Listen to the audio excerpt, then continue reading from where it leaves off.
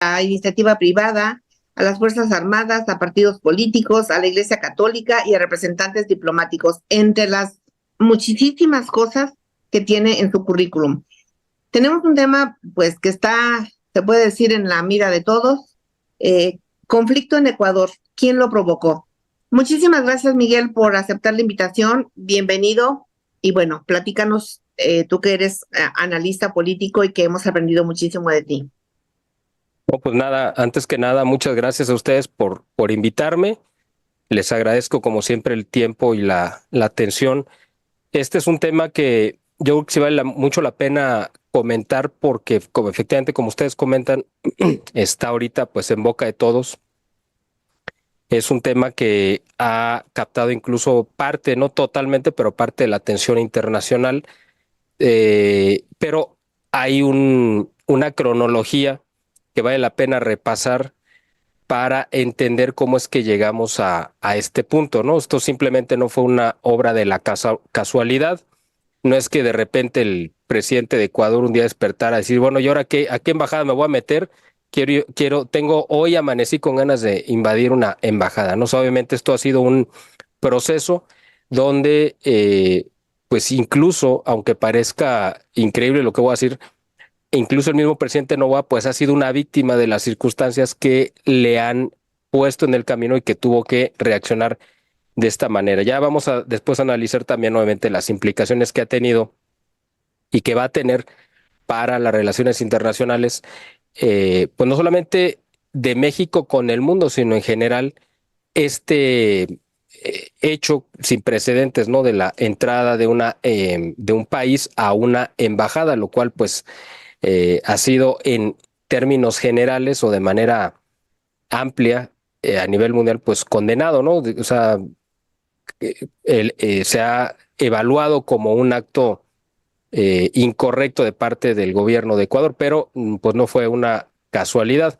Aquí el antecedente, y tenemos que remitirnos cuando menos una década atrás, por ahí del 2012 más o menos, 2013, cuando empieza su primer periodo como presidente Rafael Correa, que fue el presidente de Ecuador, que duró 2 periodos y que estaba alineado y era parte de esta corriente que se llamó pues nuevo, digamos, los nuevos gobernantes bolivarianos que se alinearon con el castrochavismo, es decir, estos presidentes latinoamericanos o hispanoamericanos que se adhirieron a la corriente de pensamiento eh, que impulsó Fidel Castro. O sea, el comunismo, que ya sabemos que es un modelo fracasado en todos lados donde se ha implementado, pues tuvo como un segundo aire después de que cae la Unión Soviética y a lo largo de toda la década de los 90,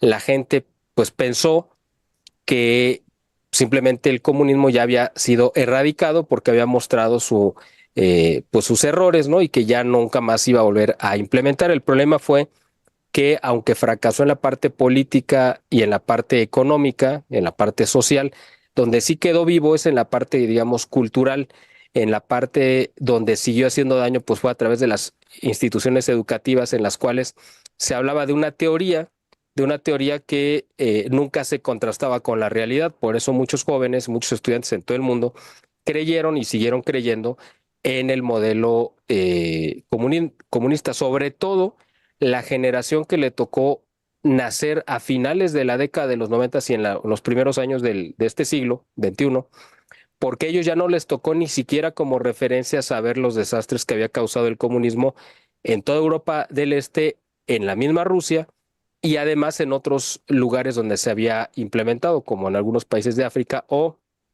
en pues en Latinoamérica, ¿no? Específicamente en Cuba.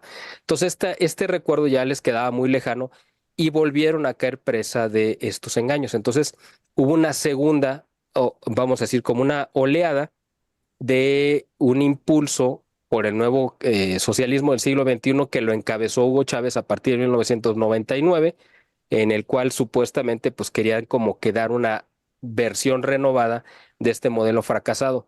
Y su referente, pues obviamente era Fidel Castro. Por lo tanto, Fidel Castro y Hugo Chávez lanzaron este nuevo impulso que se alargó pues, durante la primera década. En esa oleada o en esa horneada es donde se quiso inscribir López Obrador en su campaña presidencial del 2006, en la cual él quería formar parte de ese grupo, en el cual también estuvo Lula y otros gobernantes de la región que se estaban sumando y que formaron parte del Foro de Sao Paulo, que es este grupo de naciones precisamente regidas bajo el socialismo del siglo XXI, que orbitaban en torno a figuras como Fidel Castro, Hugo Chávez y Lula en Brasil principalmente. A este grupo es al que se quiso adherir López Obrador, al que él pensaba que iba a formar parte, y él se sentía el heredero natural de las glorias que existían solamente en su imaginación de Fidel Castro, y que iba a ser la mancuerna con Hugo Chávez para llenar el continente pues, de toda esta corriente de pensamiento. ¿Qué fue lo que pasó? Pues que en el 2006 se frustraron sus proyectos, sus planes, al ser derrotado en la elección ante Felipe Calderón, y a partir de ahí su proyecto se vio totalmente alterado, y ahí es donde empezó él con un proceso de odio que lo está consumiendo hasta los huesos actualmente, en el cual él sabe que llegó demasiado tarde al poder, es decir, él quería haber llegado en el 2006. ¿Por qué? Porque él calculaba que se iba a mantener gobernando al menos unos, quizá, cuando menos 12 o quizá hasta 18 años. Ese era el proyecto original de López Obrador. O sea, que ahorita en el 2024 él siguiera gobernando, pero que hubiera empezado en el 2006 y que se hubiera convertido a la muerte de Fidel Castro y de Hugo Chávez en el líder indiscutible de la izquierda latinoamericana. Pero al llegar en el 2018 ya totalmente desgastado y con un proyecto ya demostrado que era absolutamente fracasado, ¿no? Que se demostró, por supuesto, que en Cuba y en Venezuela, él llegó ya en un momento en el que sabía que había llegado demasiado tarde a sus aspiraciones. Por lo tanto, trae toda esa carga de amargura y de odio y de rencor. Y llegó a romper políticamente con los que él consideraba pues sus principales rivales, ¿no? Que en este caso serían, bueno, pues obviamente en México, pues Felipe Calderón y toda la derecha y todos los que él consideraba sus enemigos, pero a nivel internacional con ciertos países que él consideraba que tenía un, una revancha histórica que cobrarles, y por eso empezó su pelea, por ejemplo, con España, con estos cobros históricos, ¿no? De indemnizaciones absurdas, totalmente ridículas, y empezó rompiendo relaciones por ahí. También continuó con organismos internacionales a los que él consideraba de derecha y que se oponían a su proyecto, como la Organización de Estados Americanos, y también se fue de frente rompiendo relaciones con los países que le resultaban incómodos, como en el caso, por ejemplo, de Perú, como ya vimos con la presidenta Dina Boluarte, o cuando cae Pedro Castillo, ¿no? En el caso de Perú.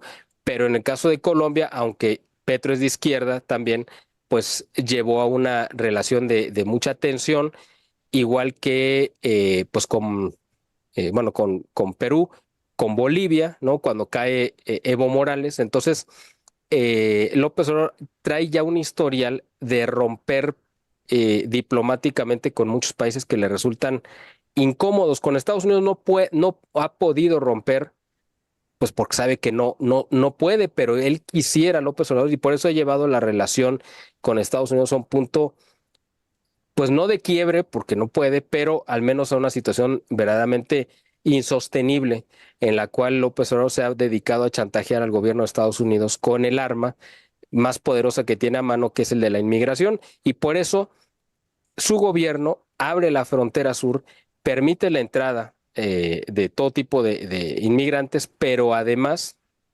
financia su recorrido hasta ponerlos en la frontera norte. Muchos de ellos incluso se los entregan en las manos a los narcotraficantes, que son los principales encargados de traficar con la vida de los migrantes. Algunos los roban, otros los matan, a otros sí los utilizan para meterlos al territorio norteamericano. En fin, esta arma perversa que ha utilizado López Obrador para conseguir, pues vamos a decir, como inacción o la impunidad, como le quieran ustedes llamar, del gobierno de Estados Unidos ante todas las locuras que está haciendo. Bueno, pues en este contexto se inscribe esta situación que estamos viviendo con Ecuador. También porque con la llegada de López Obrador, pues el mayor beneficiario pues de la protección que ha recibido o que han recibido, pues han sido los grupos de la delincuencia organizada, especialmente los cárteles, ¿no? De Sinaloa, el cártel Jalisco Nueva Generación y otros que han tenido la protección del gobierno, la completa impunidad y que además han recibido pues prácticamente eh, territorios enteros para que ellos los administren, si quieren llamarle de esa manera, donde ya los cárteles se dedican al cobro de impuestos, este impuesto ilegal e irregular que se llama el cobro de piso, la extorsión, pero también ellos controlan los precios, por ejemplo, como ya lo sabemos en Michoacán y en otros lugares que ustedes lo han padecido, de los cultivos, ¿no? Del aguacate y otros frutos. Entonces, parte de este beneficio de los cárteles ha sido la expansión que han tenido a lo largo de todo el mundo con este sexenio de López Obrador. A partir del gobierno de López Obrador, pues los cárteles han beneficiado y han crecido sus tentáculos y su influencia y su presencia en otros países, no solamente de Hispanoamérica, sino también de Europa, Asia e incluso de África, donde mucho del negocio de narcotráfico que se extendió por todos lados hasta el Medio Oriente, pues no es que esté controlado, pero cuando menos hay presencia de los cárteles mexicanos que o entregan o reciben estupefacientes de muchos de los cárteles a nivel mundial que quieren entrar a Estados Unidos y que saben que la puerta de entrada se llama México y que esa puerta, la llave de esa puerta la tienen los narcotraficantes, entonces, mexicanos. Esto precisamente es lo que padeció Ecuador desde hace ya muchos años. Con el presidente Rafael Correa se abrieron las puertas de Ecuador para el trasiego de la droga, una parte que venía de Colombia y que iba hacia México y que tenía el apoyo y el beneficio y el respaldo de la protección del gobierno de Rafael Correa, es decir, lo mismo que está haciendo López Obrador, es lo que hizo Rafael Correa. Y en Ecuador se dispararon los índices de delincuencia, de violencia, precisamente porque los cárteles mexicanos entraron a tomar el control en algunas prisiones y en las calles, ¿no? Al traficar. ¿Por qué? Porque una vía de paso de la droga colombiana hacia Estados Unidos, porque tenían que pasar por México. Parte de esto fue que en la campaña presidencial que se llevó a cabo el año pasado en Ecuador, uno de los candidatos que representaba, digamos, a la derecha y que estaba posicionado como estaba peleando el primer o segundo lugar en cuanto a las preferencias, declaró la guerra abierta y frontal a los cárteles mexicanos, específicamente al cártel Jalisco Nueva Generación, porque sabía que de ahí venía una gran parte del financiamiento a los enemigos y a la izquierda en Ecuador y que de ahí derivaba la inseguridad y la delincuencia. Así que esto lo vimos. Este hombre, este candidato, pues se llamaba Fernando Villavicencio, fue un hombre muy valiente que se lanzó de manera frontal a decir nosotros, bueno, mi gobierno va a combatir al narcotráfico, etcétera. Por supuesto que esto no pasó desapercibido para las fuerzas de narcotráfico y pues el cártel Jalisco Nueva Generación lo amenazó de muerte y después lo ejecutó. O sea, las dos cosas. Después de un acto público, de un mitin, lo balacearon enfrente de todos. Fue un mensaje directo que le mandó el cártel a decirle al presidente, nosotros incluso podemos matar a presidentes. Esto, pues mucha gente en ese momento, pues apuntó con el dedo hacia López Obrador como el causante real de esto, aunque él no fue obviamente el que disparó esas balas, pero había facilitado las actividades ilegales de los cárteles para que llegaran a este punto. Eso permitió que la candidata de Rafael Correa, que era la que se estaba peleando con este candidato Villavicencio, las preferencias electorales, pues cayera. ¿Por qué? Porque la ciudadanía en Ecuador entendió perfectamente que los aliados de Rafael Correa habían mandado a asesinar a este hombre. ¿Por qué? Porque pues eran los cárteles con los que Rafael Correa había trabajado, pero además porque precisamente esta figura que provocó todo prácticamente este diferendo, este Jorge Glass, que fue el vicepresidente de Rafael Correa y después del presidente que quedó en lugar de Rafael Correa, que se llamaba Lenin, no me acuerdo su apellido, se llama Lenin, que también es de izquierda. Bueno, pues con el nombre yo creo que ya queda muy claro, ¿no?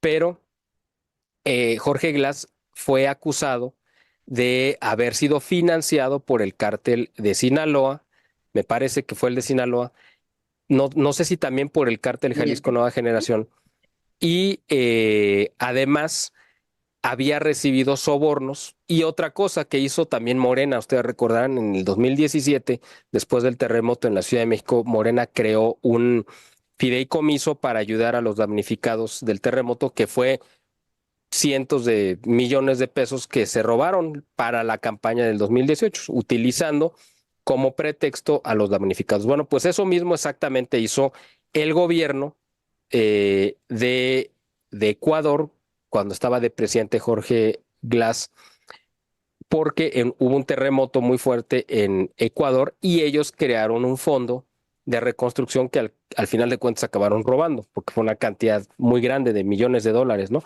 Que les llegaron vía donativos de otros países. Entonces, a Jorge Glass ya lo traían con muchas investigaciones de corrupción, malversación de fondos, etcétera, etcétera, y lo condenan y lo encarcelan desde el 2019, me parece que entró a prisión. Luego salió eh, un tiempo en el 2000, a finales de 2022, principios del 2023, y sale y prácticamente se va corriendo a refugiarse a la Embajada de México en Quito, en la capital de Ecuador. Ahí estuvo en calidad como de huésped, de alguna manera, durante pues muchos meses, hasta que pues sucedió esto que vimos en estos días recientes. ¿Por qué?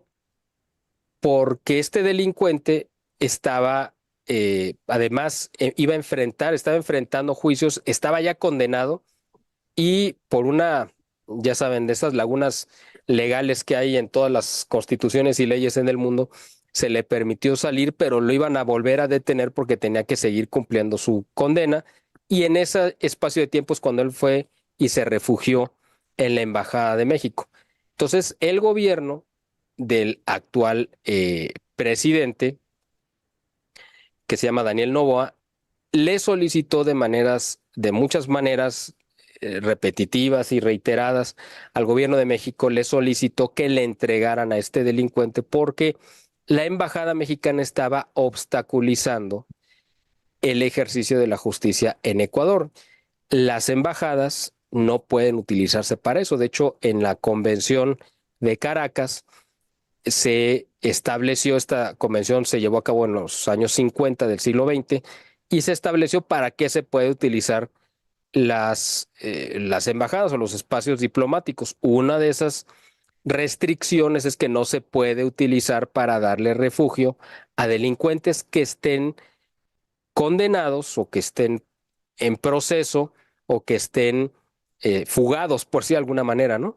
Entonces, el primero que violentó las leyes internacionales diplomáticas, pues fue México al haberle dado entrada a este perseguido, bueno, no perseguido, sino este delincuente condenado y que estaba además en proceso de pagar parte de su condena que le faltaba por cubrir.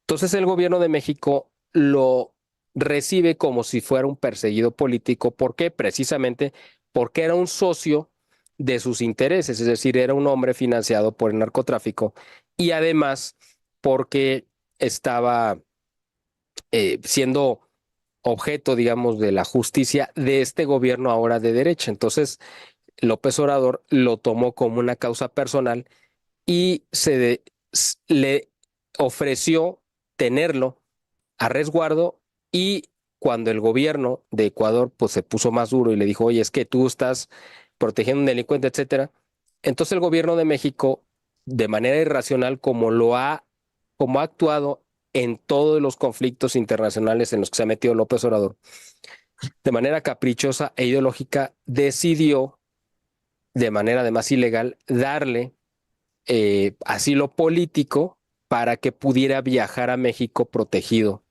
pues por esta cortina, este halo que le da la diplomacia. Eso fue lo que el gobierno de Ecuador quiso evitar, precisamente porque además quien detonó todo este conflicto pues fue López Obrador en una de sus mañaneras hace 15 días más o menos, en la cual habló precisamente de este candidato Villavicencio, diciendo que había sido mucha casualidad que el único beneficiado del asesinato de Villavicencio había sido el actual presidente Noboa, porque dijo, bueno, pues qué casualidad que la que iba ganando, la que iba encabezando las preferencias, según López Obrador, que era la candidata de Rafael Correa, pues se fue al fondo de las preferencias, perdió la elección porque mataron a este candidato, y este Rafael Noboa, que iba, según López Obrador, en el último lugar de las preferencias, pues brincó al primer lugar. Entonces, prácticamente de manera velada, pero no tan velada, López Obrador le echó la culpa, prácticamente inculpó al actual presidente Noboa de que él había sido el causante por haber sido el beneficiario del asesinato de Villavicencio, lo cual es un Una acto, mentira. es una mentira, pero además fue una canallada, y podría usar otras palabras más fuertes, pero no, ustedes ya se las imaginarán. La verdad es que fue un acto vil y miserable de López Obrador, como estamos acostumbrados a que él se maneja en las relaciones internacionales.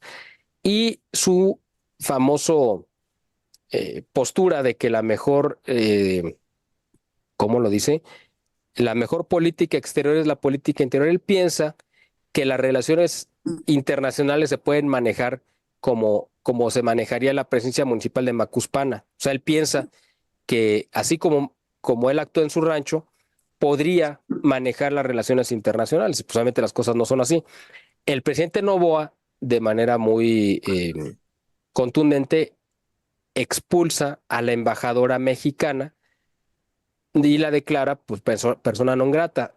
Realmente al que debería haber declarado así pues era a López Obrador. Yo me imagino que no lo hizo abiertamente para que no se rompiera por completo la relación. Estaba pues ya a la mitad, estaba rota a la mitad al haber expulsado a la embajadora, este, por estas declaraciones. Incluso la viuda y el hijo de Villavicencio le dijeron a López Obrador que se callara la boca, que era un miserable, que no tenía autoridad moral, le dieron una respuesta muy contundente. Y López Obrador, así como es de hocicón y de bravucón de cantina, pero cuando ya le toca enfrentar, pues sale corriendo como cobarde que es, se le ocurrió en una bravucona decir, bueno, pues como lo quieren y como lo acusan de delincuente, pues yo le voy a dar la protección y le voy a dar asilo político para que se lo traigan a México. Lo mismo que hizo con Evo Morales, ¿usted recuerda? Y lo mismo que quería hacer con Castillo, ¿se acuerdan también, no? Cuando fue depuesto del Perú y que iba de camino hacia la embajada de México en Lima, pero que lo alcanzó a interceptar la policía de Lima y le impidió llegar, porque si no hubiera llegado y lo hubieran refugiado. Bueno, pues eso, y con estos antecedentes, el gobierno del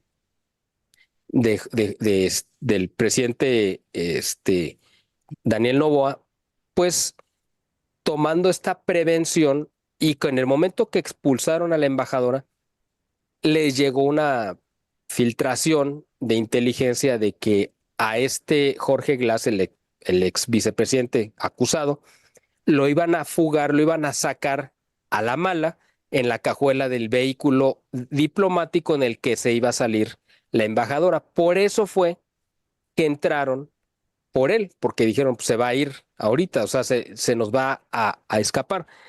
eh, dado que México no hizo caso a las peticiones reiteradas del gobierno de Ecuador para entregar a este delincuente, pues el gobierno en una acción desesperada, porque literalmente eso fue, pues entró a la embajada de México, lo cual pues evidentemente es un acto que está pues prohibido y penado por todas las convenciones diplomáticas y la que rige las relaciones internacionales, que es la Convención de Viena, donde pues queda muy claro que no se puede entrar a territorio de otros países. De hecho, hay un antecedente interesante cuando Julian Assange pidió asilo político a la embajada de Ecuador en Londres.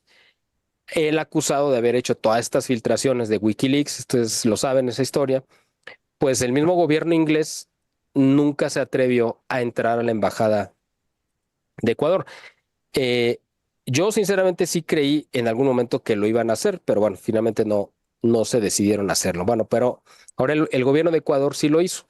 Y resulta ahora que López Obrador está abogando, está apelando, más bien está apelando a que todos los países con los cuales él se ha peleado, pues ahora salgan a defender a México. Empezando por la OEA, con quien López Obrador rompió relaciones prácticamente y acusado que es una organización de derecha, etcétera. Bueno, pues ahora fue México a pedir que la OEA condenara. Pero fíjense esta locura de López Obrador. Va el gobierno de México a la OEA a pedir que haya una condena hacia Ecuador. Pero en la sesión en la que se iba a discutir esto, México no se presenta porque no cree en la OEA. O sea, la representante de México ante la OEA pues no estaba presente porque López Obrador dijo no vamos a sentarnos a negociar en un organismo que ha sido tomado por la derecha. Pero sí quiero que condenen Ecuador, pero yo no voy a ir a... O sea, este es el grado de locura en la que está López Obrador. Y De le está incongruencia pidiendo total.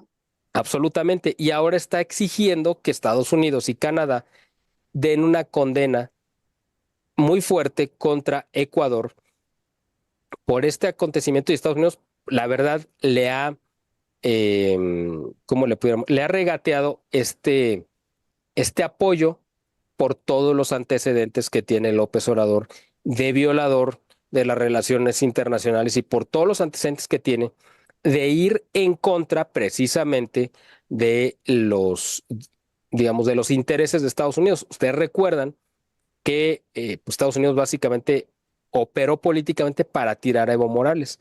Y López Obrador lo rescata, como ya lo mencioné hace un momento, lo trae a México y desde México Estados Unidos le manda decir a López Obrador que lo tiene que sacar. Y tuvo que mandarlo de regreso a Cuba. Bueno, no de regreso, sino lo tuvo que mandar refugiado a Cuba, ¿no?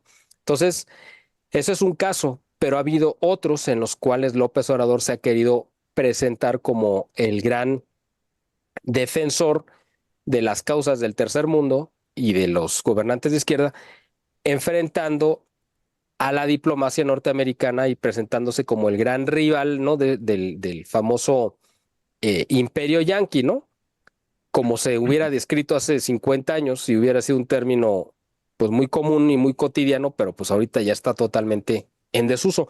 Pero en la mente bastante retorcida de López Obrador, pues sigue siendo un concepto vigente y él se considera ese, pues como ese Quijote, ¿no? Peleando Ese contra los Salvador, ¿no? molinos, sí, como ese Sí. Salvador, ¿no? De la izquierda, ¿no? No sé si gustan hacer algún comentario. En su momento, ¿no? También Echeverría en su momento tenía ese tipo de pensamiento, ¿no? Que él era el líder de Latinoamérica, izquierda también, no tan radical como lo está haciendo López Obrador, pero sí también era de izquierda y llevaba los mismos preceptos. Y tú nos comentabas algo muy interesante, algo que nos decías de Benito Juárez con esta situación. No sé si Sí, nos porque gusta. de hecho lo comenté en la plática, en la charla que tuvimos sobre el paralelismo entre Lázaro Cárdenas y López Obrador, que ha sido una tendencia de los gobernantes de izquierda en general, pero fue muy claro en el caso, por ejemplo, de Lázaro Cárdenas, de aislarse diplomáticamente del resto precisamente. Y esto ha sido una tendencia de López Obrador, pero esto no es casual. ¿Por qué López Obrador quisiera estar aislado del resto del mundo? Ustedes vean la situación en la que se encuentra, por ejemplo, Corea del Norte, en la que se encuentra Cuba, en la que se encuentra Venezuela, en la que se encuentra Nicaragua, y otros países de izquierda radical, todos buscan aislarse del concierto de las naciones, precisamente porque no quieren que los demás metan la nariz en sus países para que no evidencien pues, tanto las violaciones de derechos humanos como todas las barbaridades que cometen. Por eso, para López Obrador ha sido un defensor muy asiduo en contra del intervencionismo. ¿Por qué? Porque no quiere que en el mundo se sepa todo lo que está haciendo en México. Lo mismo que Cuba no quiere que se sepan el grado de miseria en el que viven los cubanos, como tampoco quiere Venezuela que se sepa, ni Corea del Norte. En el caso de Benito Juárez, y en su paralelismo con López Obrador, vimos exactamente lo mismo.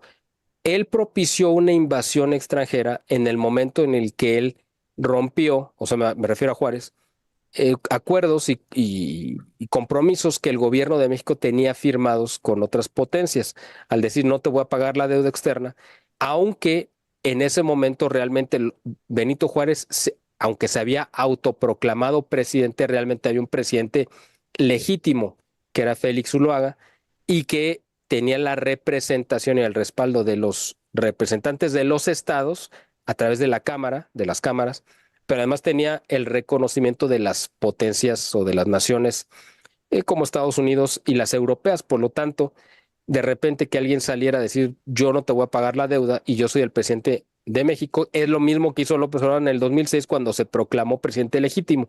Imagínense que de repente López Obrador dijera, pues yo soy el presidente legítimo y no vamos a pagar la deuda o cualquier cosa, vamos a poner el ejemplo, que él le hubiera dicho, voy a romper el Tratado de Libre Comercio.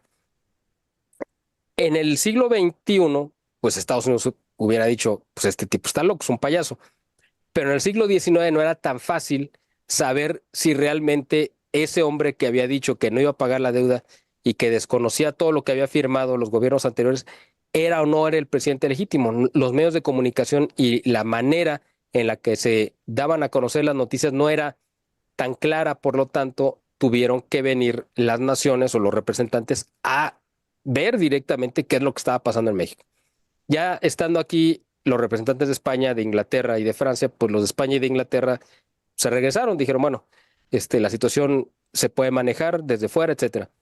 Y en el caso de Francia, pues decidieron quedarse. Pero el que propició realmente la invasión francesa, pues fue Benito Juárez. Aunque esto no tiene ese cariz, porque no entró al territorio, o sea, vamos, la embajada es un territorio de México.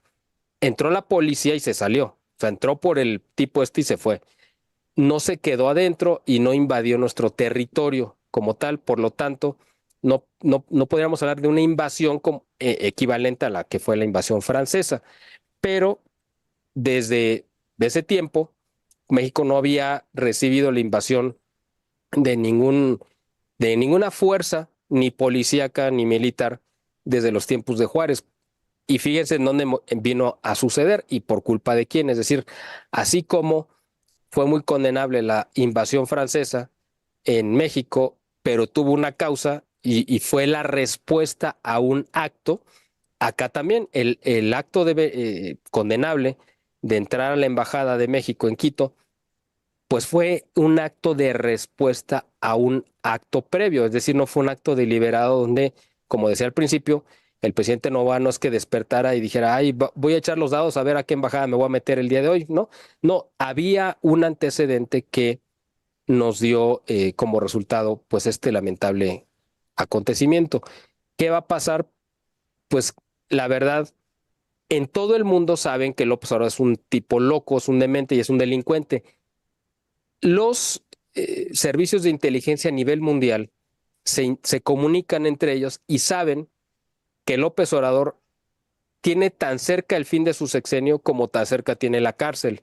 Por lo tanto, yo creo que ningún organismo internacional, empezando por la ONU, ni la Organización de Estados Americanos, ni ningún otro, se va a jugar un prestigio o va a apostarle a darle la razón a un hombre que saben que quizá dentro de 6 meses ya estará en la cárcel, probablemente, no seguro, pero es muy posible. Entonces, Yo me imagino que los organismos internacionales van a ir alargando este proceso, desahogando pruebas y lo van a dejar como pasar. ¿Por qué?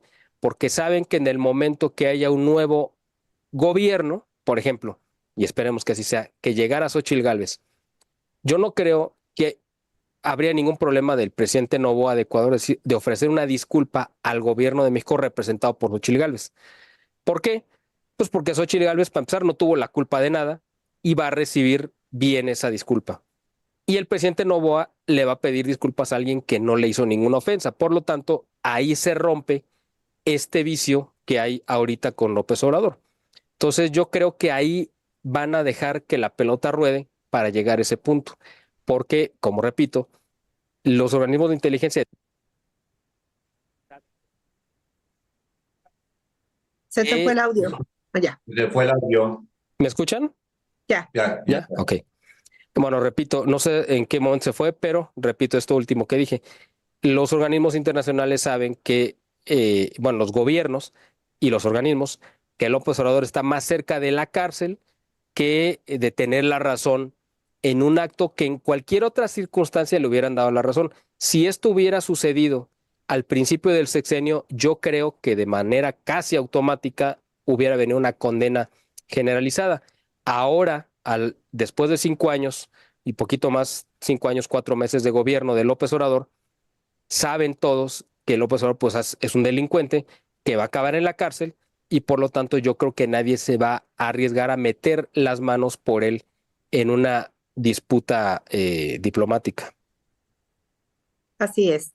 Bueno, y de igual manera, López le ha querido dar asilo a los comunistas, ¿no? Como lo hace cualquier castrochavista, ¿no? Como lo ha hecho cualquier presidente comunista. Además, Eso es lo que ha hecho. él quiere dejar además abierta esa puerta porque sabe que él cree que la va a necesitar. Es decir, él tiene o ha querido dejar la puerta abierta. Ahorita le quedan dos opciones nada más: irse a Cuba o irse a Venezuela, Ujú. porque ya no tendría la posibilidad de irse, por ejemplo, ni a Bolivia ni a Perú. ¿Por qué? Pues porque sus aliados ya no están gobernando. Entonces, le queda como opción Cuba o Venezuela. Entonces, porque sabe que si se queda en México, pueden pasar muchas cosas, ¿no? O sea, sabe que estando en Cuba o en Venezuela va a estar protegido porque el gobierno de Estados Unidos, cuando lo requiera ante la ley, pues ni Cuba ni Venezuela lo van a entregar. O si lo entregan, lo van a vender a precio de oro. Es decir, Cuba puede llegar a negociar incluso el acabar con las sanciones económicas a cambio de entregarle, por ejemplo, al López Obrador. Lo podrían hacer. En el caso de Venezuela, pues podrían negociar pues muchas cosas, ¿no? Empezando por el petróleo.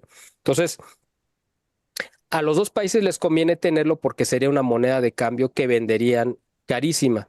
Y López Obrador sabe que estaría más seguro y más protegido en Venezuela o en Cuba que en México, porque en México, sobre todo, como esperamos, que pierda la elección, pues yo me imagino que Xóchitl Gálvez no creo que le vaya a dar mucha protección. Me imagino que ella no lo va a perseguir, pero tampoco va a impedir que si se lo requiere Estados Unidos, pues lo vengan por él, ¿no? O se lo lleven. Que hagan lo propio.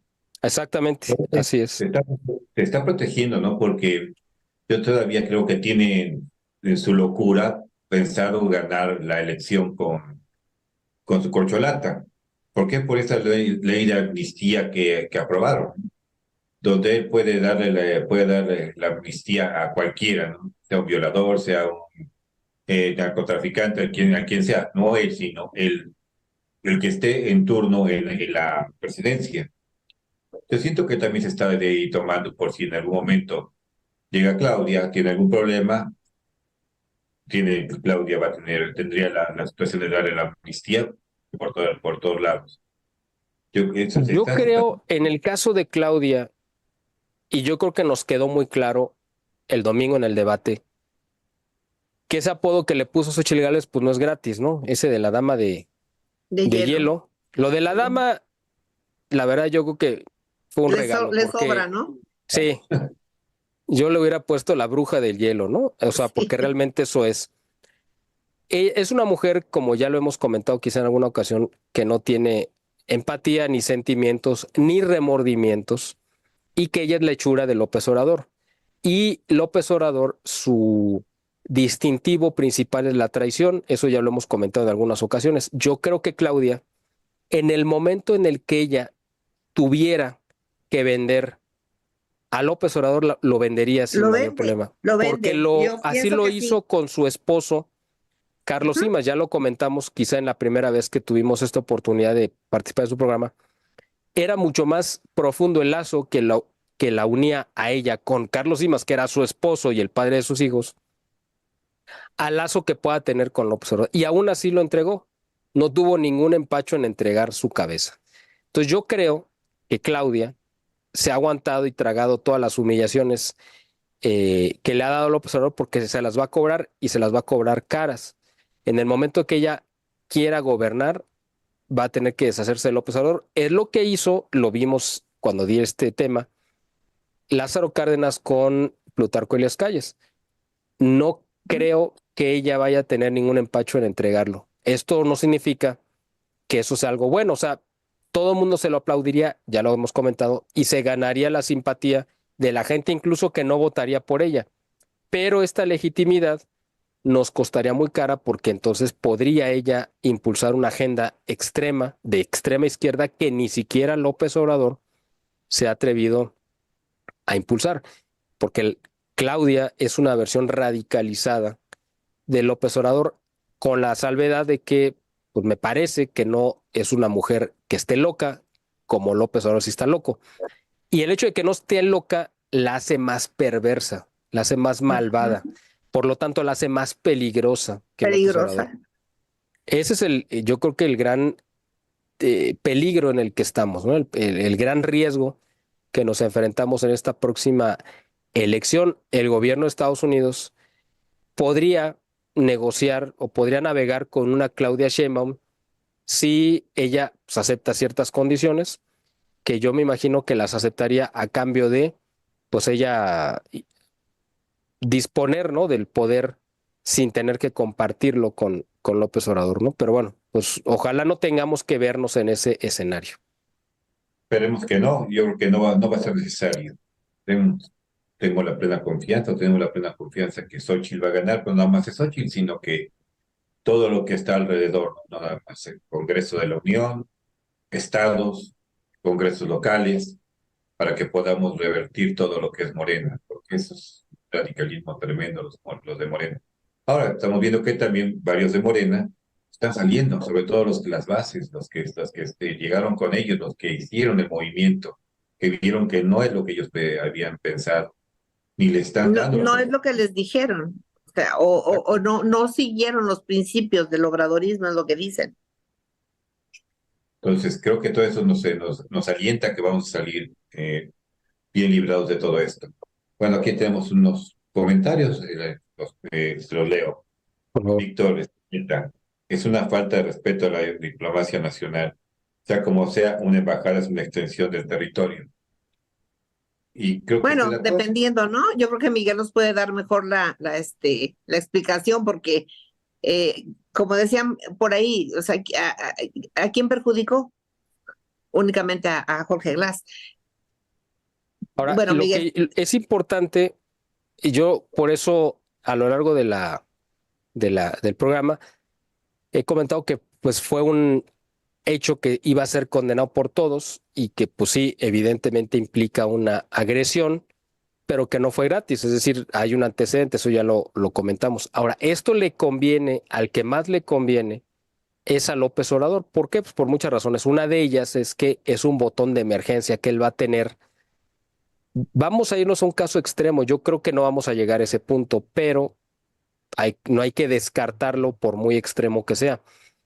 Una situación como la que tenemos en Ecuador, López Obrador de repente pudiera decir, bueno, una invasión a nuestra embajada, pues equivale a un acto de guerra, literalmente. O sea, en el lenguaje diplomático, por mucho que hayan entrado y salido. O sea, no pasó de ahí, no hubo balas, no hubo muertos, no hubo otra cosa, simplemente entraron y se salieron.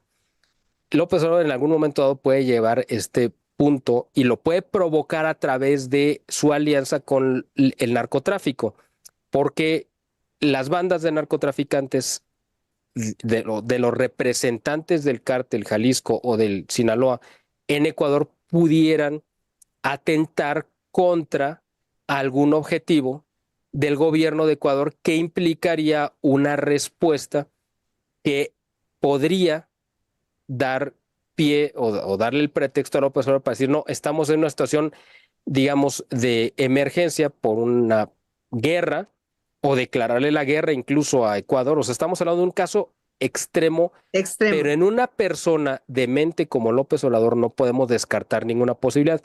En una situación donde él declarara una guerra, aunque fuera de papel, en ese momento él anula o cancela la elección si él la ve perdida y dice no hay condiciones para hacerlo. Cuando volvamos a la normalidad, pues ya veremos. Y yo mientras pues voy a prolongar mi mandato. Es una posibilidad muy remota, pero no se puede descartar. Y más en una persona que esté desesperada como él y enloquecida. O sea, que tiene ese doble factor.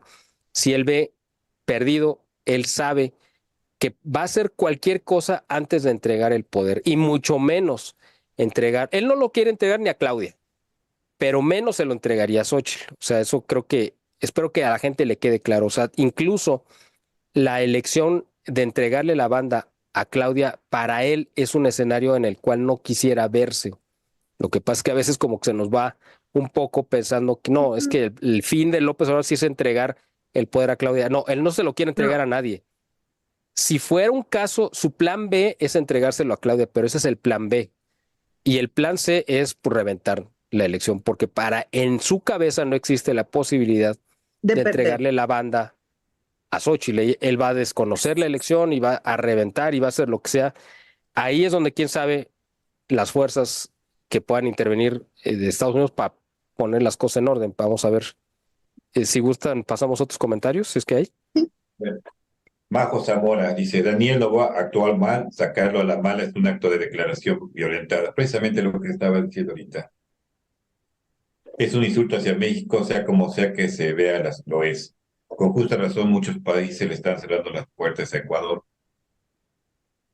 Bueno, Yo no creo que los países le estén cerrando las puertas a Ecuador. Yo no he visto ninguna nota. Es más, he visto que han aplaudido la acción de Noboa.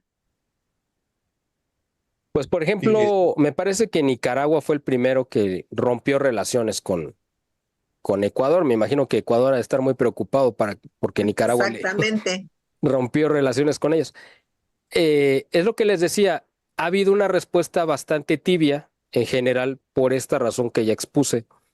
En otras circunstancias hubiera sido una respuesta contundente, ¿no? Si, miren, les voy a poner otro ejemplo. Israel, ustedes saben la situación en la que está con Palestina. Eso sí es una invasión y ahí sí se está dando un genocidio abierto y descarado. Aunque muchos países lo han condenado, no todos, pero muchos lo han condenado, pues de todos modos, pues esto no les importa y han seguido. Este acto de Ecuador con el de México no tiene punto de comparación. Por eso, para las relaciones internacionales, pues básicamente es un tema que no les quita el sueño. O sea, si dicen, pues sí estuvo mal y ya, porque saben que no va a trascender más allá de eso. Y no le están dando la importancia que podría tener en otras circunstancias si se tratara de otro gobernante y de otra circunstancia de un México que no está gobernado por un delincuente y narcotraficante como México, como López Obrador, ¿no? Así es. así es. Bueno, aquí tenemos Cholula en la ruta. Eso es, bueno, qué buena producción. No conocía esta página y vale mucho la pena. Es el nuevo seguidor. Muchas Gracias. gracias. Aquí estamos. Bueno, continuamos. Lori,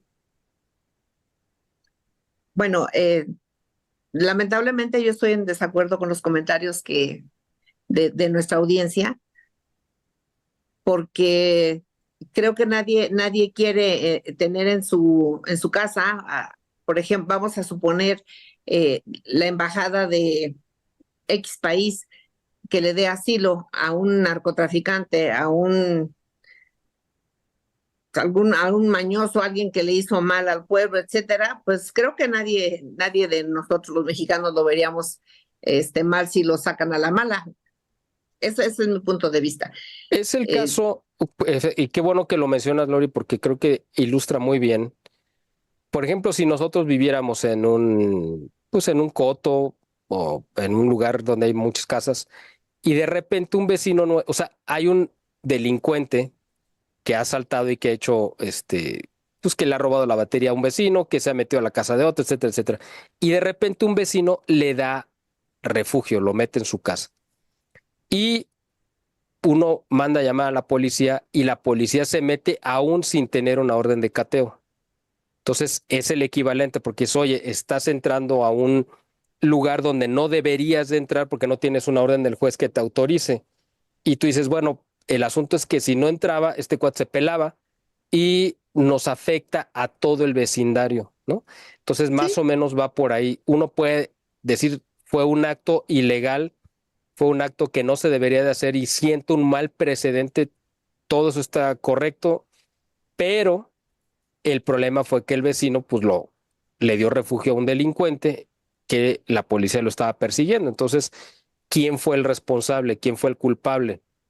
¿El delincuente o el que le dio asilo? ¿No? Entonces, o la policía, porque son tres actores diferentes. Entonces uno dice, bueno, ajá. pues sí, no, pues le doy la razón a la policía porque aunque no estuvo bien, estaba peor lo que hizo el vecino, ¿no? De haberle dado refugio a un delincuente. Aquí Y aquí, aplicamos bastante bien el dicho que dice, el fin justifica los medios. Sí, no siempre se aplica. Aquí el tema fue precisamente que quien llevó la situación a este extremo, a un extremo que nadie quería, pues, pero que realmente el culpable es López Obrador, porque si lo hubiera respetado los acuerdos internacionales y hubiera respetado la constitución del país en el cual él está, pues tiene una embajada, pero el gobierno es otro país, si hubiera respetado no estaríamos hablando de este tema. El problema fue que él se encaprichó en abrir un frente diplomático, primero señalando al presidente de que él era el beneficiario de que hubieran matado al candidato. Y en segunda, dándole refugio y protección a un delincuente. Entonces, pues, ¿quién fue el culpable de toda esta situación? Pues el gobierno de López Obrador. Y si la gente está indignada, con justa razón, por esta ofensa a México, pues es que el que ofendió a México, pues es López Obrador. Exactamente. Más que el presidente Novoa. O sea, así es como yo lo veo, ¿no? sí, Sí, más que también ya había ido por el gobierno de Ecuador, varias veces habían requerido que entregaran al Claro. delincuente, O que sea, realmente agotaron todas las votaron por posibilidades. refugio. Y Ya como no hubo cuando respuesta, bueno, pues hicieron este acto que uno puede considerar como precipitado, desesperado, como lo quieran llamar, pero este tipo estaría aquí gozando de un asilo o una protección dorada y Ecuador estaría pues tronando, ¿no? De coraje porque se les fugó un delincuente que para ellos, por supuesto, que representa eh, pues lo más indeseable pues para su país porque representa la corrupción. Vamos a poner el caso de que López Obrador se refugia en la embajada del donde ustedes quieran, por ejemplo, del país que ustedes quieran, que se pela y todo el mundo aplaudiría si Estados Unidos entra a esa embajada para capturar a López Obrador y se lo lleva preso. O sea, es el equivalente. A lo mejor para nosotros este vicepresidente Jorge Glass pues no representa nada, no dice nadie. O sea, uno dice, bueno, pues ese quién es. Pero si fuera López Obrador, les apuesto que la percepción sería totalmente diferente. así es. así Ahora, es. parte de todo esto, como ya tenían la situación de que lo iban a sacar a la mala en la cajuela y iban a dar el asilo político, pues creo que tuvieron que actuar de esa manera. Pero aquí tengo otras dos, dice Jalisco en Movimiento. Muchas felicidades a todos por tu trabajo y gracias por la información. Saludos. Gracias, Gracias. Jalisco en Movimiento. Leo García, habría que ver quién autorizó ese asilo en la embajada. Pues creo El que fue asilo lo desde... autorizó directamente López Obrador. Exactamente. Él directamente fue el que dio la orden de darle refugio. Eso este tipo de decisiones no las puede tomar el La embajador cónsul, ¿verdad que no? ni la cónsul, o sea, Definitivamente. porque todos tienen pues un grado superior. El embajador pues tiene que reportarse con la Secretaría de Relaciones Exteriores y a su vez la Secretaría tiene que reportar al presidente. O sea, el último grado de autoridad que puede negar o autorizar este tipo de refugios o de asilos es el presidente y él fue el responsable. O sea, no hay otro, no hay otro mando o otra autoridad que haya tomado esta decisión. Fue directamente López Obrador. El Entonces, ahí problema, está. Ya. ujú, el Adelante, adelante. problema de los mexicanos y de muchísimos otros más es que no leen, no se enteran. O sea, no saben ni siquiera qué es lo que está pasando y opinan a veces, muchas veces a poniéndose la camiseta de que no, es que violaron la soberanía mexicana y es que la embajada es territorio mexicano y que, pues sí, pero estaban perjudicando, o sea, ese es el gran problema, que no leemos lo suficiente, no nos enteramos lo suficiente y por consecuencia, pues opinamos puras babosadas. Pues bueno, es importante siempre escuchar de todos modos a pues a la audiencia, ¿no? Que hace favor de vernos, escucharnos, que nos deje su opinión. Bueno, esta es muestra de la pluralidad. A la gente puede estar a favor o en contra de lo que digamos aquí y está bien, o sea, bienvenidos todos los Sí, comentarios, claro. pero nosotros lo que hacemos es poner sobre la mesa pues los elementos para que la gente tenga pues más armas, ¿no? Para decir, bueno, como tú dices, de repente la gente piensa que es como ponerse la camiseta de la selección y que todo el mundo tiene que salir a apoyar. A ver, en este caso López Obrador lo que quiere es provocar un sentimiento efectivamente de patriotismo, pero que lo envuelva a él, no al país, ni los intereses del país, sino a él y que lo arropen a él en el momento en el que él sabe que su popularidad y su credibilidad están totalmente por el En el suelo, suelo. por más Ujú. que él presume encuestas donde dice que él es el presidente más popular y por cierto otro agravio que tuvo pues es que Milei, el mismo presidente Milei lo destronó como el segundo presidente más popular si nos basáramos en esto que es absolutamente banal y ridículo, pero a lo que voy es López Obrador buscó un distractor para que la gente se enfoque. Claro, esto no es algo ficticio, o sea, es un acto real que tiene implicaciones, pero él lo va a querer explotar, lo está queriendo explotar para que la gente lo respalde a él y lo consideren como un prócer que está defendiendo los intereses de la patria cuando es todo lo contrario. Por eso es importante señalar que esto obedece a los intereses mezquinos de él y que pues obviamente él nunca ha visto por los intereses de México, ¿no? Así es, Él ha siempre, visto por sus intereses. él siempre es la víctima para todo. Él es la víctima en todo, él es el que siempre lo está dañando. Él no daña a nadie, él es bueno, él es lo mejor. Y cuando nos damos cuenta, todo lo que está haciendo es todo lo contrario. Pero aquí tengo otro comentario de Virginia Jurado. Sí, muchas gracias por este en vivo, muy buena la información. Felicidades a todos, saludos. Muchas Gracias. gracias, Vicky.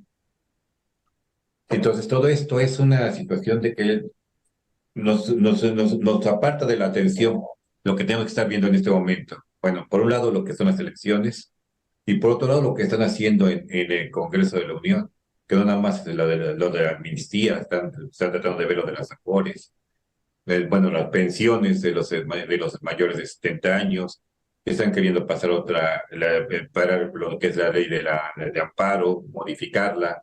O sea, se están haciendo cosas por abajo del agua, como siempre nosotros estamos enfocados a Ecuador y por acá están trabajando en otras situaciones.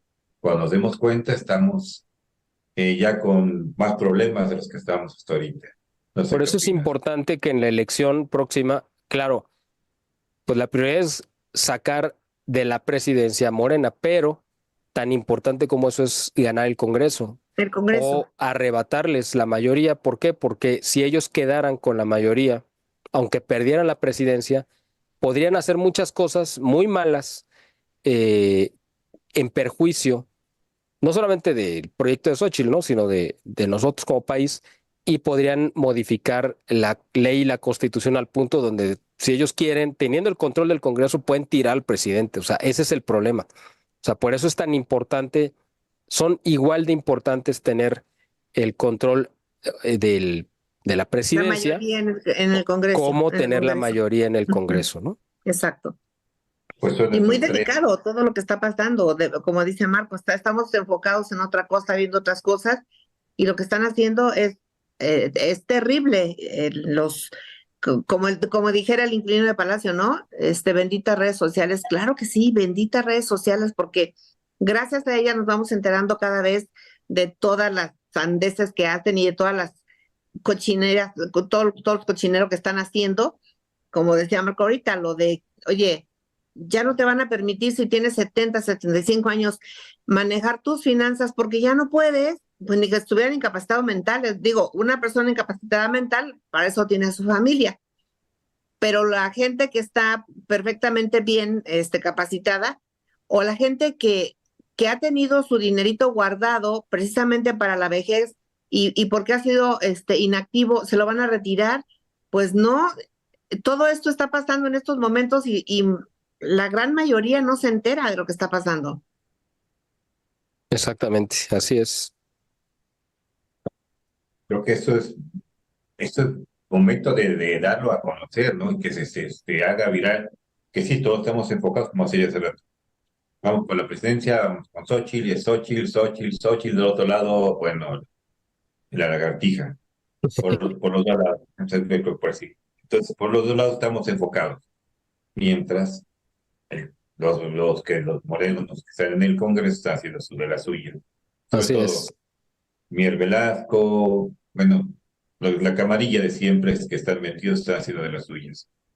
Entonces creo que es momento también de ponernos a vislumbrar todo, ver todo el panorama, y si es necesario salir otra vez a las calles, pues salir a las calles. Ya no nada más ahorita para apoyar a Xochitl, sino para que no dejemos que pase nada de estas leyes Yo creo secundarias. que además, ya lo hemos comentado en otros programas, pero vale la pena recordarlo a la gente, el voto de castigo que benefició a López Obrador en el 2018 fue un voto de castigo a Peña Nieto por un solo tema, el de la corrupción, que realmente si regresamos y vemos cómo estaba, por ejemplo, la salud, estaba mal, pero todavía se sostenía, cómo estaba la situación económica, cómo estaba muchas de las áreas que ahora son un desastre completo, la seguridad, pues no se diga, ¿no? A Peña Nieto el único voto, o sea, se le ejerció un voto de castigo solamente por su descarada corrupción, lo cual pues había que castigar. Pero López Obrador tiene tantos motivos de tantos votos de castigo, cada quien tiene el suyo. Hay quienes van a darle un voto de castigo por la corrupción, que es la de Peña Nieto, pues ahora resulta que es un hombre honesto y totalmente decente comparado con todas las tropelías que ha hecho López Obrador, pero está el tema de la inseguridad, cuánta gente ha perdido patrimonio o familiares por la inseguridad. Esa gente se debe de sentir agraviada y votar, darle un voto de castigo a Morena por ese tema específico. Hay otros que han perdido salud o la vida de seres queridos o la propia, por el sistema de salud, que es un desastre. Bueno, pues la gente que haya sido afectada o agraviada por eso es otro sector muy amplio de la población que también debe de ejercer o un voto de castigo por ellos. Los que hayan sido afectados porque ya no hay guarderías donde puedan dejar a sus hijos es otro sector también muy amplio. Y cada uno, y podemos ir tomando cada uno, incluso los productores en Michoacán, que ahora ya no pueden disponer de la producción como antes. ¿Por qué? Pues porque ahora dependen de que si el cártel les va a permitir y a qué precio sacar su producción a vender. Entonces, ¿Y qué día? ¿y qué día? Entonces, cada persona puede tener, o sea, cada sector, una razón específica de ejercer un voto de castigo por el tema que más le haya afectado. Pero son tantos, los ecologistas pues tienen lo del tren Maya y bueno, pues hay muchísimos, ¿no? Más. Entonces, los empresarios tienen sus propios temas, etcétera. Quiere El decir, sector salud. a lo que voy con esto es que si un solo tema bastó para castigar a Peña Nieto y al PRI y poner en la presidencia a López Obrador, pues ahora con tantos temas de agravio, con los cuales se puede ejercer un voto de castigo, sinceramente yo tengo la confianza de que la gente va a salir a votar, a dar un voto de castigo tan masivo que cualquier intento de fraude electoral que quiera ejercer o compra de votos que quiera ejercer López Obrador, pues va a quedar neutralizado si la gente sale a votar por cuando menos un 60, 65, 70%, que sería lo ideal, para que quede de manera contundente demostrado que la gente no quiere más de esta locura, ¿no? Y lo mismo en Así los es. estados, donde va por gobernatura, lo mismo va a pasar. Veracruz, ya vimos que Veracruz lo tiene perdido. La Ciudad de Jalisco, México también. lo tiene perdido. Eh, Morelos. Morelos lo tiene perdido. Puebla está ahí entre azul y buenas noches. Las situaciones que aquí, yo estoy en Puebla. Aquí ahorita la delincuencia se ha desatado. Comentaba yo ayer a una persona que es datos del INEGI. Somos el estado número uno en robos en carreteras y en casas de habitación. El estado número uno ya. Uf. Entonces, nos está gobernando Morena, desde este sexenio. Entonces, creo que eso va a hacer que Puebla también lo vaya a perder, lo va a perder, estamos seguros, porque la zona conurbada que está alrededor es lo más grande para emisión de votos, que está, el 90% está con el PAN, vamos a decir así, está con el PAN y el otro 10% está con otros. Entonces, creo que aquí también se queda. Entonces, están los estados más fuertes, los que aportan más votos para la presencia, están ya, prácticamente los tienen perdidos. Pues yo no le veo dónde vaya a ganar Moreno. Yo no lo veo por dónde. ¿Qué opinas, Incluso el Estado Eduardo? de México, que es el padrón electoral más grande, también, digo, estuvieron a punto de perder el Estado de México, pero yo creo que ahora sí van a perderlo numéricamente, ¿no? O sea, me imagino que tanto en número de municipios como en votos totales, yo creo que la mayoría se va a ir a la oposición, lo cual eso también pues va a ser un factor que va a inclinar la balanza junto con la Ciudad de México. Yo imagino que pues de las 16 delegaciones, quizá ellos conserven dos, me imagino, probablemente, ¿no? Y las demás yo creo que las van a perder, pero numéricamente también va a ser un golpe tremendo, porque pues también el padrón de la Ciudad de México pues es muy grande, ¿no? El de Jalisco también. Este, Vamos a ver qué pasa, pero aquí nunca ha ganado Morena, o sea, aquí es un partido marginal y pues aunque la gente no quiere a Movimiento Ciudadano en general, pues porque también ha sido una gestión bastante desastrosa la que ha tenido Enrique Alfaro. Yo no creo que la gente pues vaya a cometer una locura de votar por Morena. Aquí realmente no le veo tampoco que tenga por dónde moverse. O sea, yo creo que aquí se va a dividir el voto entre Movimiento Ciudadano y la oposición, donde yo creo que va a ganar la gubernatura Movimiento Ciudadano, pero probablemente el Congreso lo gane la oposición, aquí cuando menos en Jalisco. Y yo creo que las presidencias municipales se van a ir mitad y mitad, más o menos, yo creo, ¿no? Aquí en Jalisco. Mitad y mitad me refiero a Movimiento Ciudadano y pero el Movimiento Oposición. Ciudadano de Jalisco está apoyando a Xóchitl, no está apoyando a Maines. Así es. Ujú. Esto es lo Eso. que te iba a comentar, que Movimiento Ciudadano está apoyando a Xochitl. Así es, exactamente. O sea, aquí los votos, mmm, por eso aquí hay una campaña que ha causado mucha polémica de un voto diferenciado, donde dicen, vota por Movimiento Ciudadano a nivel local, pero a la presidencia vota por Xóchitl. Entonces, pues eso ha causado, el que más indignado ha estado, pues ha sido Maines, porque pues obviamente por él no va a votar pues, su mamá y yo creo que sus parientes, pero en Sí, Monterrey me imagino que Samuel y la gente ahí alrededor, pero la realidad es que ni la gente de Movimiento Ciudadano, cuando menos aquí en Jalisco, van a votar por él. Y son los dos así es. bastiones, porque no tiene más. No tiene más en el país, no tiene más bastiones muy ciudadanos, o sea que prácticamente está acabado. Y todavía puede tener hasta la situación de perder el registro si no llega al 3%, Así es. hasta cuál es solo. Esa es la O meta sea, que trae Maines, simplemente, ¿no? Conservar el registro. Es a lo que él está apostando y para lo que lo pusieron. Bueno, y para quitarle votos, obviamente, Votos a Xóchitl, ¿no? a Xochitl, ajá, Quedó ya muy claro en el debate. en el debate. Pero bueno, pues vamos a ver qué más, qué más va pasando. El postdebate pues lo ganó, pues, obviamente, Xóchitl.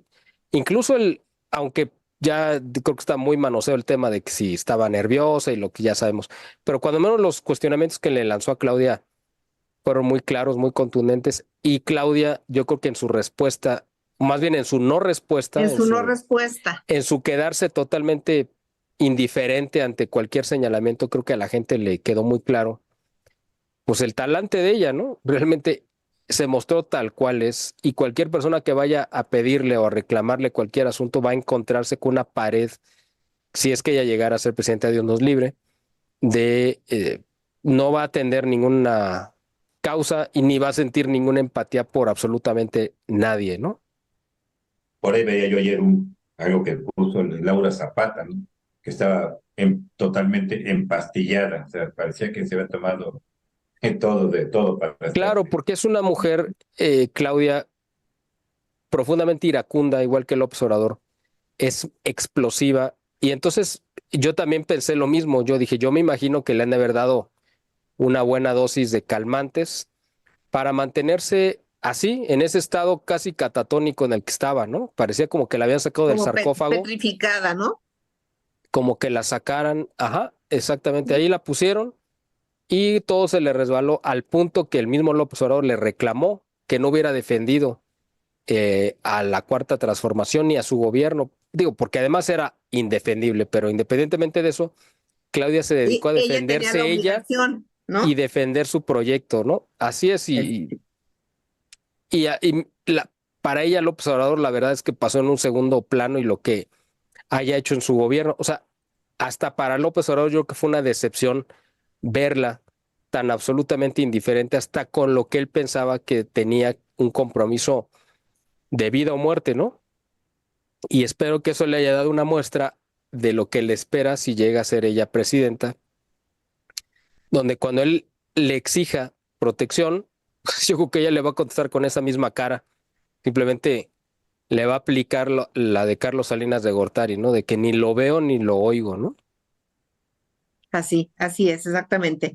Por ahí se comenta mucho que, bueno, lo del debate, como tú dices, está bastante manoseado. Faltan dos debates que esperamos más de Xochitl. eh, que si estuvo nerviosa, que si no, que si el maquillaje, que si las pestañas y que si el blanco que no le quedó, yo creo que son cosas que pasan totalmente a otro plano. Aquí lo que dicen, una cosa es el debate, otra cosa son las urnas. Entonces, vamos a esperarnos a las urnas. ¿Para qué nos estamos mortificando tanto por los debates? Al final de cuentas, que son importantes, muy importantes, ¿qué porcentaje de la población ve el debate? Así es, sí, además, ¿no? Porque eso también es importante, ¿no? Esto es algo pues, relativamente especializado en la gente que pues estamos en estos temas y los tenemos que ver, pero la gente, la mayoría, sinceramente, yo creo que les pasó de noche, ¿no? Ni lo vieron y los que lo hayan visto a lo mejor ni le entendieron, porque además también el formato estaba medio Sí, confuso. Así que confuso. la gente que lo haya visto los primeros 5 o 10 minutos ha de haber dicho, sabes que yo mejor le cambio esto, ¿quién lo va a aguantar? Yo pues, lo tuve que ver completo pues porque era importante y tenía que verlo pues, Claro. para saber qué se había dicho y qué no se había dicho, pero la mayoría de la gente pues no va a hacer ese ejercicio, ¿no? Yo creo que van a votar movidos más por una situación de un agravio personal, como lo había dicho, Personal. y Ujú. yo espero porque en general la gente, cuando menos las últimas elecciones, a partir yo creo que del 2000, la gente ha votado más dando un voto de castigo que un voto de simpatía. En el caso de Fox, la gente votó más en contra del PRI que a favor de Fox. O sea, en el caso incluso en el 88, la gente votó en contra del PRI y más que los que votaron a favor de Cuauhtémoc Cárdenas. Los que votaron por Maquillo, yo creo que sí de convicción votaron por él, como él como persona y por lo que él representaba. Pero los que votaron por Cuauhtémoc Cárdenas, yo creo que votaron en contra del PRI más que votar por él. En el año 2000 también pasó la misma. La gente, pues hubo quien votara por Fox, que les caía bien, pero la mayor parte de la gente votó en contra del PRI. En el 2006 la gente votó en contra de López Obrador, más que porque Felipe Calderón les cayera bien o les resultara simpático, la gente votó para evitar un mal que veían correctamente en López Obrador y la gente votó en contra de él.